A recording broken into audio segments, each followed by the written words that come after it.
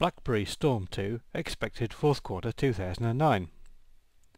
The new BlackBerry Storm 2 follows on from last year's original BlackBerry Storm, in a handset that looks almost identical to the original phone at first glance. But even when you look hard at the Storm 2's technical specifications, the differences between this and last year's Storm are not obvious. Put simply, the Storm 2 is an attempt to create the phone that the original Storm should have been in the first place. The first Storm was so full of bugs that we thought it was easily one of the worst phones of 2008. Added to this the completely inexcusable lack of Wi-Fi in the original Storm, and overall the whole thing was extremely disappointing. Despite this, the Storm sold quite well on Verizon in the US and Vodafone in Europe, so it was clear that BlackBerry were doing something right. There are three main areas of improvement. Firstly, the software. The original Storm was BlackBerry's first touchscreen device, and at times the software made this very obvious. The Storm 2 completely overhauls the user experience with a new version of the BlackBerry operating system, and in particular it has a lot of improvements in the way that text entry is done. A second major upgrade is that the BlackBerry Storm 2 now supports Wi-Fi, as in our view the original Storm should never have been released without it. From the looks of it, the Storm 2's Wi-Fi includes all the features that corporate customers would need, as well as meeting the needs of consumers.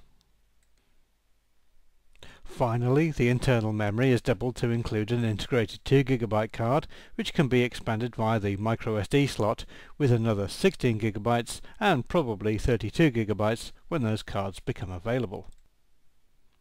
Most of the other specifications are basically unchanged.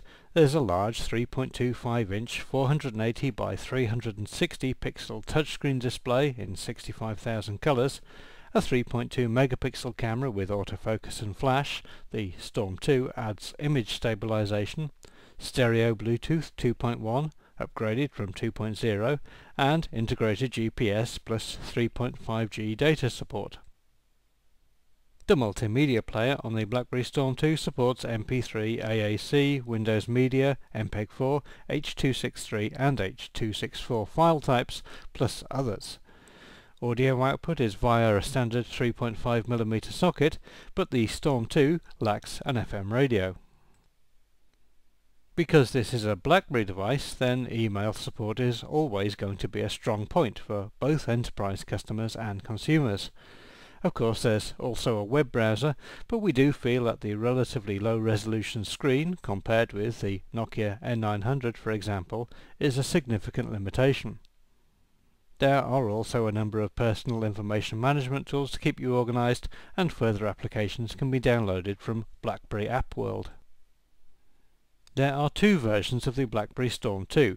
The 9520 supports quad-band GSM plus 2100 MHz UMTS with HSPA high-speed data, and this is the phone that will be exclusive to Vodafone customers in Europe and elsewhere.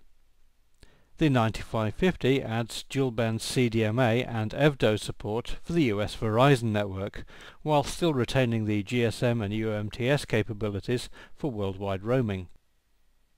The Storm 2 should be available by the end of the year for most Vodafone customers. Some illustrative pricing indicates that it will be free when taken with a £35 a month 2-year contract in the UK. The situation with Verizon customers in the US is less clear, but we would still expect it to be in the shops by the end of the year. Obviously, the Storm 2 is an improvement over the original Storm, but this is the phone that BlackBerry should have announced a year ago. The phone they should be announcing now needs to be a much better one than this. In particular, we'd expect to see a 640 or 800 pixel wide display these days, and the 3.2 megapixel camera is frankly uncompetitive. Overall, the Storm 2 is somewhat disappointing and will soon be eclipsed by tough competition.